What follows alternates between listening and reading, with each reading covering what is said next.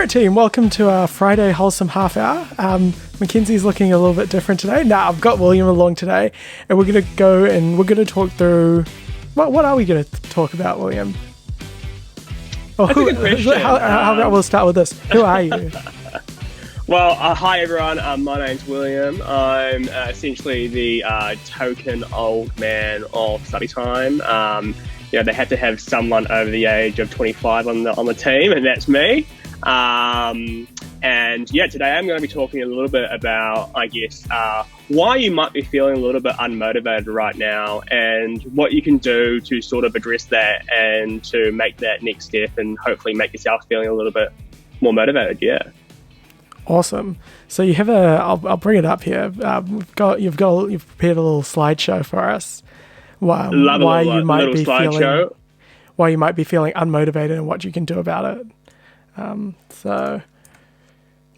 Why don't you introduce yourself again? Yeah, sweet. Again, for the second time. No. So yeah, like I said before, I'm the old man of study time. I'm the guy who usually does all the managerial, all the boring tasks that study time needs to survive and to do what we do. I'm sort of behind that. I studied my master's in educational psychology, and that sort of educational psychology is sort of like all the stuff we talk about at study time, really. Sort of, why we learn, how we learn, how to deal with things like if you have a learning disability, like you have dyslexia or dyspraxia or dysgraphia, mental health and well-being, all that sort of stuff falls under educational sort of psychology. However, I'm not a licensed therapist, so today we'll touch a little bit about mental health stuff.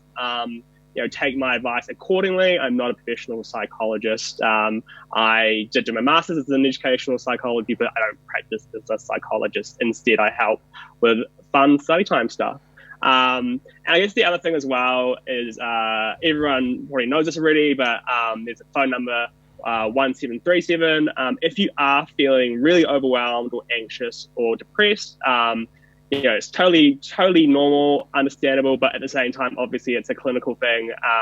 And what's really good is if you can go and talk to someone who is a trained counsellor, and you can text or call this number for free any time of the day, 24/7, and someone will be on the other end. So although we're going to touch on a little bit of mental health stuff today, my advice is just general advice and what's worked for me.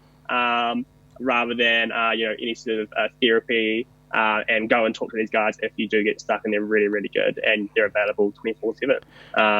Awesome. Yeah. So just looking at your next slide here, it's normal to feel unmotivated right now, and you've got some quotes here. School is expecting me to do 10 times more than you used to. Yeah, so I'll have a look at the Instagram story. Mackenzie and Sarah chucked up some little question box on Insta saying, what are the things you struggle with motivation? And I guess my main message is that it's okay to feel unmotivated right now. Full-grown adults are feeling unmotivated.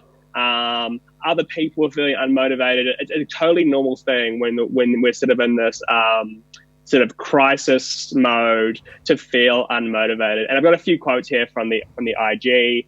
Someone said that I'm at an all-time low of motivation. Someone said that every morning they set a plan to motivate themselves, but never follow the plan, procrastinate, and then regret. So I guess the thing is that if you're feeling like this right now, it's totally normal, and you're not alone in this. So that's my sort of main thing to think about with that. But I guess let's get on to actually why you might be struggling to motivate yourself right now. Yeah.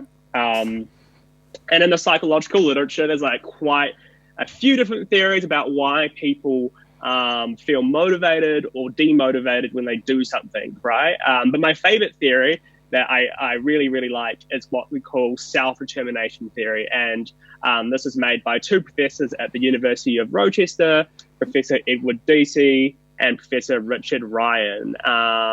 And I guess what their theory is about in big picture terms is why and how can people self-motivate themselves to do things. So, sometimes it's super easy to feel motivated to do a task. Like, for example, for me, I feel motivated to eat nice food. No, I feel motivated to go for runs, or I might be motivated to watch Netflix, or I might feel motivated to do other activities. But when it comes to maybe like other things in my life, like admin, I find it a little bit hard to motivate myself. So I guess what their theory is that we're much more likely to be able to self-motivate ourselves if we sort of have these three things. The first one is autonomy. So the feeling that you have a choice in what you're doing, competence, feeling good at it. And anyone who's struggled with maths in their life probably feels the opposite of this. When you really struggle at something, it's really demotivating sometimes, but it can work the opposite way too, where if you do well at something, it's incredibly easy to do it again because you feel good at it. And then the third thing is relatedness. So feeling connected, feeling social with others. And that's why, for example, like Discord is really, really good because, playing video games by yourself is kind of fun, but it's kind of boring at the same time. And it's much more fun if you can play it with other people, even if they're strangers in like the US, and make friends and connect with other people along the way. Yeah. So that's sort of like, yeah. Yeah, 100%. And I think like, obviously it's amazing to see the theory laid out like that, but I guess like I'm sure a lot of people listening will be able to kind of relate to those kind of straight away. A lot of them are things that, it's like that are kind of fairly intuitive, but it's also really good to kind of have them like have us reminded that like there's multiple components that make us feel motivated, and like these are the key ones. Oh, absolutely. And I think that's a lot of psychology in general, is that it seems really common sense when you read it, but it's something you may not have even thought about before, even though it does seem a little bit like common sense once you've read it. Totally. That's awesome. So I guess what I sort of want to do here is use this theory to explain, how COVID has made us feel less motivated, but also how we can flip the script a little bit, and we can sort of do things and take on strategies during this time to like feel a little bit more motivated when things are, really, really difficult at the moment. So I guess the first one is the idea of autonomy. We talked about that in our little diagram. And I guess the way that COVID-19 is currently affecting this is that we sort of firstly feel trapped by the restrictions we have in our lives. Like we have to sort of stay inside, we have to do school online, we have to not go out and do things. We can't even order Domino's, which is really sad. Or Howls if you're a bit more, a bit more money to afford that. But you can't order nice things, or you can't go out to a party with your friends. All the things that you currently do in your life that you enjoy, that gives you the sense of freedom, you can't do anymore. And that's really hard. I guess as well, the second thing is not feeling in control of the situation you're in, right? Because COVID-19 is a really scary event. We're not Ashley Bloomfield, although he's amazing. We can't, we're not his show, so we can't really control the situation. And that in itself is kind of demotivating as well. Thirdly, feeling out of control as schools and teachers pile on like tons of work to do and sending out amazing amounts of emails. I know a girl who I tutor. I work as a tutor as well, and at her school, in a 5-day period, she got like 100 emails. Like we started counting them because it was just like ridiculous how many emails she got from like Google Classroom, teachers, principals, prefects, like everyone in the school seemingly emailed the student about COVID-related matters. And so it's really overwhelming as a student when you open up your inbox and you've got like 100 unread emails. I'm sure, Sarah, in your life, if you woke up one day and had 100 read. Yeah, the corporate environment, stressful. they really like sending an email for every little thing. I'll like go to lunch and come back and have like 10 waiting to be read. And that can be quite unnerving just in itself. Yeah, just to clarify though, that's not study time. That's Sarah works at another job too. That's why. So not study time. Yeah, We don't you wouldn't be held held responsible for that. Yeah, we use Facebook chat instead. Anyway, that's cool though. But yeah, that feeling of, anyway, sort of the emails filling up your inbox can make you feel like you don't have control over things. And I think the last one, as much as we love our families, or hate them, hate love, we feel trapped in our bubble, right? We can't go and choose who we hang out with or choose who we associate with. We're stuck with our younger brother. We're stuck with our parents. And as much as we love them, that can be really, really difficult, and it can make you feel trapped, which is kind of awful. So the good news, though, is that there's heaps we can do to feel more autonomy in the situation we're in. 100%. And that's really important. Yeah. So you've got some strategies here. You can tell me a little bit more about them, but I guess a lot of it is about control, and I guess thinking about the way you approach the situation that we've been handed. Yeah, totally. And I think that's the most important thing, is that you can, life or psychology, it's all about what you choose to focus on. And our minds, unfortunately, are wired often to focus on things that actually don't help us. And that's because back in the day, we were roaming around, the land, and we were living this hunter-gatherer lifestyle. And so our brains were optimized for that environment, right? But now we've evolved. Our environment's very different. We don't go hunting anymore. Well, maybe as a hobby for some people, but I personally don't hunt. We live in a world where things are delivered to us. It's all pretty easy, but our minds are still wired to have this sort of what they call flight or fight response. And so often the way that we sort of survive is by trying to focus on threats, right? Things that are negative in our lives. And we almost have to often train our brain or to think, not think in that way. Because if we think about everything in our lives in a negative way or as a threat, then that's what makes us feel anxious or overwhelmed or trapped. So that's what this is all about, essentially. So the first thing is, I guess, the focus. Instead of focusing on what you can't control, focus on what you can control. And, luckily we live in the Western world where we have like a relatively good level of wealth and lifestyle. And so it's a lot of things in our day that we can still control, even in a lockdown scenario. For example, you might want to structure your day the way that you want. So you can choose which way you structure your day. If you want to get up later, then obviously you have to negotiate with your parents, but you can get up later, If you want to have a break, your lunchtime at 1 to 2, you can have your lunchtime at 1 to 2. If you want to have it at 2 to 3, you can have it at 2 to 3. So that's one element of your day that you couldn't control beforehand, right? You could only do your lunchtime at 12:30 to 1 or 12:30 to 1:30. I'm not sure what it's like for you, Sarah, in your job, but I'm assuming you sort of have a rough time each day where you are sort of made to have lunch. I'm not sure.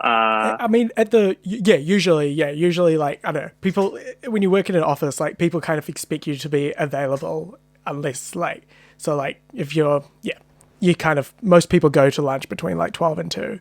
If you went to lunch at 3, people would be like, where's Sarah? Has he slacked off early? That's just kind of the environment. But definitely at the moment you have a lot more freedom in that regard. And I know I enjoy structuring my days a lot. And I mentioned this yesterday as well, but writing that down, my plan for the day at the beginning of the day, so I kind of know what I'm doing next at all times. Yeah, definitely. And I think having that structure really, really helps. So, I've read some experiences of people who have been in space, for example. And in space, obviously, there's not the normal day-night rhythm that we have, right? And one way they said they sort of controlled it is by having structure still. And that gives your body a natural rhythm that you can still regulate yourself and still live the way you want and feel good about it. And so when that structure or that rhythm breaks down, that's when we feel quite depressed. And they've done studies like this before where they've locked people in rooms where they've made it completely dark for, like, say, days, so they can't tell when the sun goes up or the sun's gone down. And people go a little bit crazy after a while because of the fact that their natural rhythm, or their circadian rhythm, they call it, has broken down. And it's exactly the same with our lives right now. It's a bit chaotic. So you can choose, you can control the way you structure your day. And if you have that structure, that's really, really important. That gives you a natural rhythm and makes you feel better about yourself. The other thing as well, and you might have noticed this, hopefully, is that, you can wear whatever you want, right? You're not constrained by wearing uniform or the school dress code. You can wear whatever you like. And what I like to do is try and wear clothes that I like to wear that makes me feel good. So I have this shirt today. I quite like it. It's got some flowers on it. And I still, try and mostly make an effort to wear stuff that makes me feel good and comfortable in my own skin. And that gives me some control. And I might mix it up. I might wear some more casual clothes one day. I might wear a nice shirt today. But think about those elements of your life which you can still control. The other thing as well, I recommend go outside once per day, like minimum. And it's one of those really cliche. People say it's quite cliche, you read on these self-help websites or, whatever, go outside. And it's like, oh, great. But I think it's more, not so much even just going outside.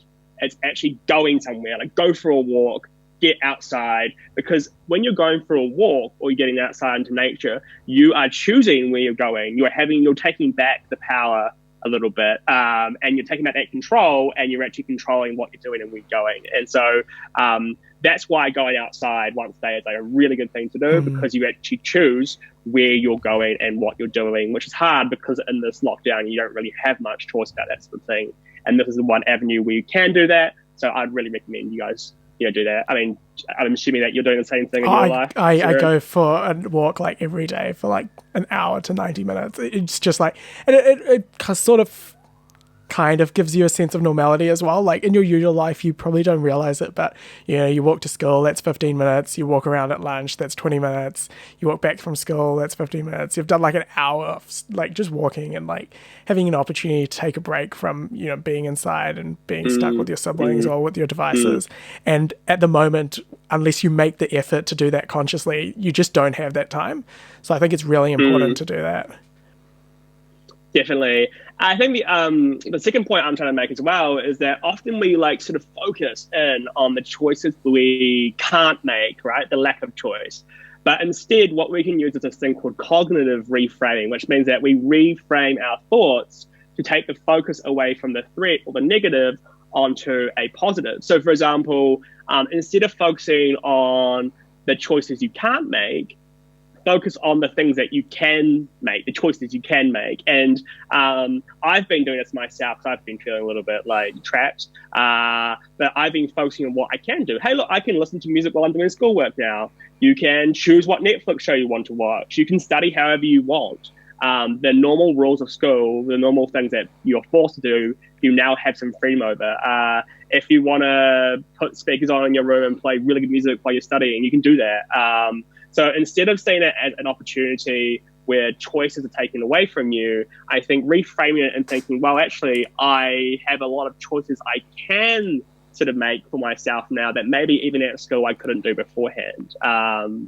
So definitely reframing those thoughts into a way that you can appreciate that, you can actually make choices at this time. And I think when you start doing that, you definitely feel a lot better about yourself, even if it's really small things as well. Yeah, definitely. We might have to move through a little more quickly, but your next one's competence, or the next part of the model. Yeah. So I mean, and autonomy is one of the bigger ones at the moment. But I guess competence also is very important too. So I guess how COVID affects this.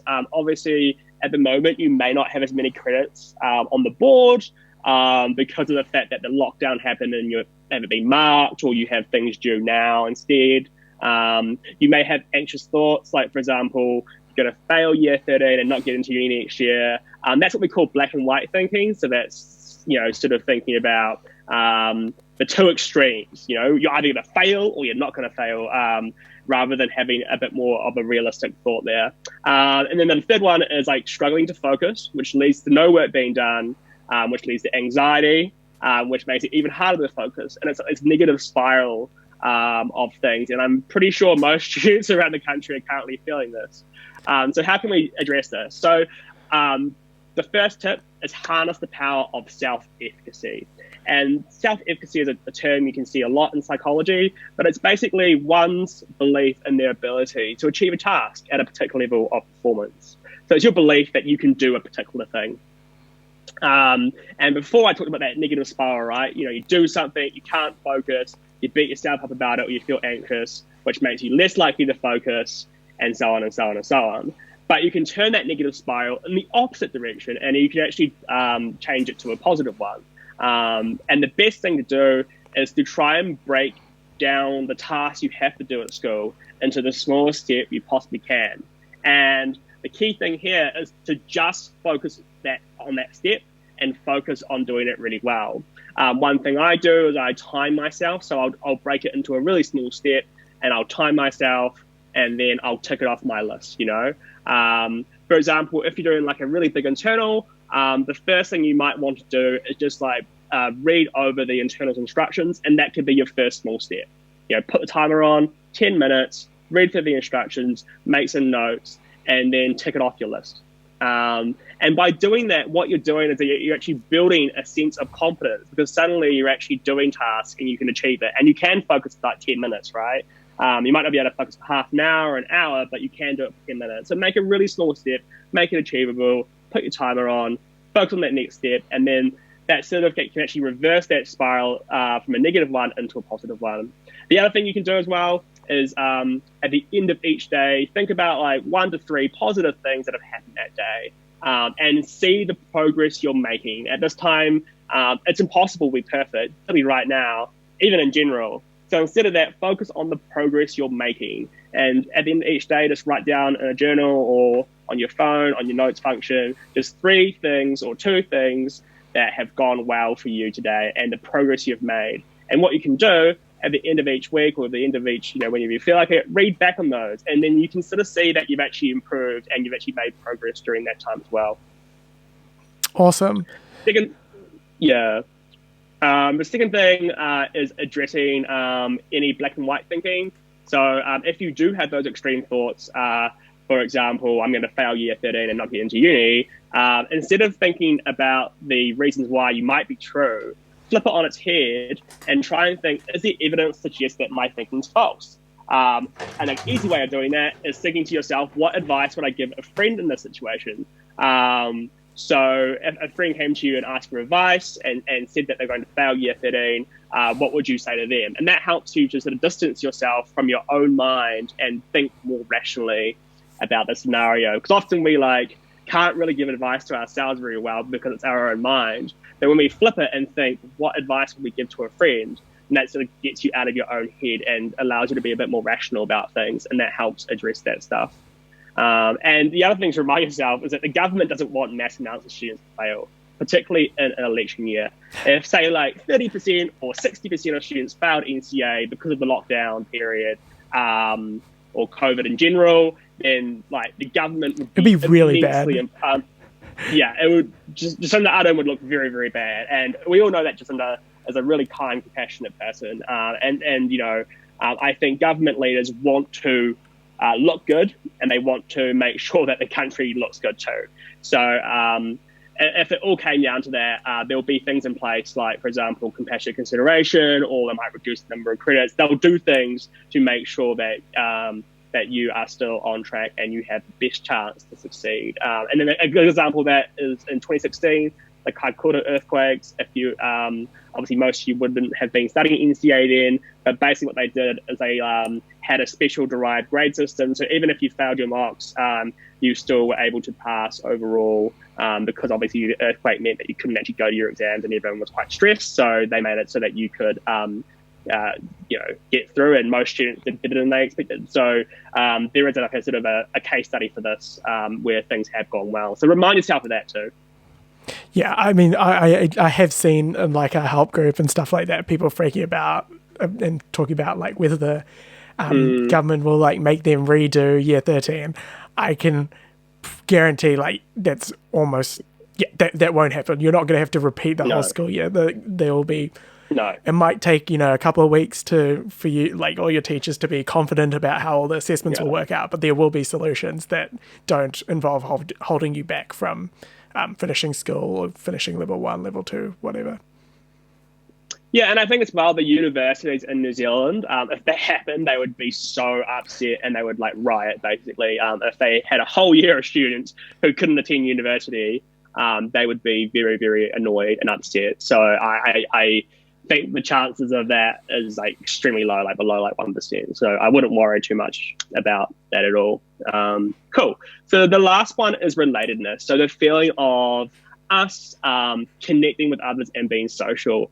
And although, you know, obviously you can still like message your friends on Insta and Snapchat and stuff like that, it's COVID-19 still has an impact. You don't have face-to-face contact anymore with teachers or other classmates or friends. You feel like you have to study alone. You feel alone in this actual situation that you're facing too. And then you have what I call illusions of social media, where everyone else seems to be doing amazing things and posting it on Instagram, like baking a cake, learning 5 languages, studying 100 hours, and seeing those things online make you feel even more isolated. But they are an illusion. People only put the best parts of their life on the internet. So, you know, maybe they spent the whole day crying in bed, eating ice cream. Or not a pizza, because obviously you can't get delivered anymore. But an ice cream, homemade pizza. Homemade pizza. I'm a big fan of making pizza, but continue. Huge fan. But then they might post a thing later on that day on Instagram about how they love life. You know, they're going for a really cool walk. You know, and it's like, you don't see that part where they're going to post, you know, where they're eating ice cream or pizza in bed crying. But you only see the part that's on Instagram. So, you know, just reminding yourself that's really, really important. Other ways you can address this lack of connection are study groups. Study groups. Get a whole bunch of friends together, get a couple of people, whoever. And there's so many apps now. Discord have now released a study group function where you can create a whole like study group channel for you and your friends, just like you would on a normal Discord channel.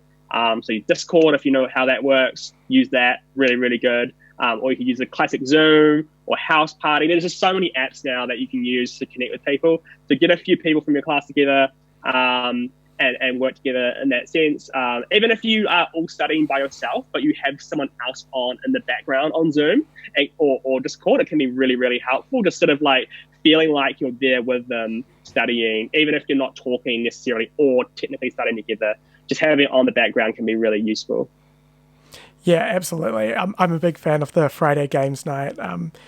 There's a few sites. You've got one there, Scribble. There's one that we were using called, it's a paid one called like Jackbox. There's like a few of these game sites where you can like, one person can share their screen and yeah, you can all play and it's really good. You can also do Kahoot as well. Like if you're Kahoot. Yeah. Love Kahoot. Yeah. No, it's actually really good. I highly rate it, and it's like the best, like, because when you get on a call with like 8 people, it can be kind of awkward at first, but when you do one of those games, it can be real fun and can make for a really good night. Yeah, and I think like Kahoot's quite fun as well. And you can even combine games for studying in that way. You know, you can do a Kahoot about something to do with school, and you can take the piss out of it, and even have a prize at the end of it. Cool.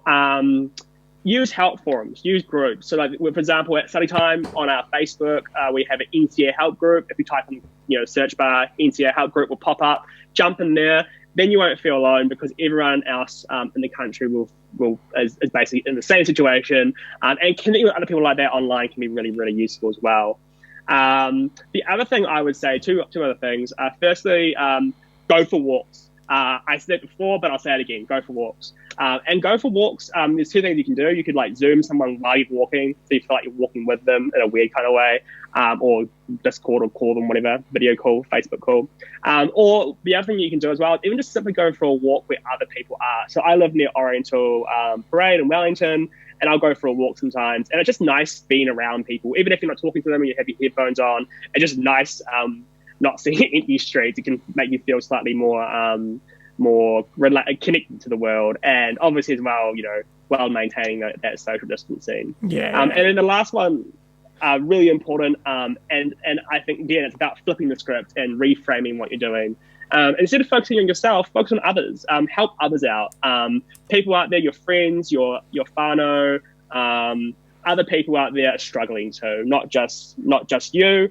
So what I've been doing is trying to focus my energy personally on helping others, and that makes you feel more relatable and connected to other people. And I think, even if it's like tutoring a friend and a concept they're stuck with, or helping your younger sibling or whatever, focus on ways you can help others, and that can make you feel so much more connected, even at this time. Yeah, 100%. We're pushing the limits for time there, so we might start to wrap up. But we have some questions. We'll talk about them. Yeah. Today is Friday, so we'll talk about them on Monday's show.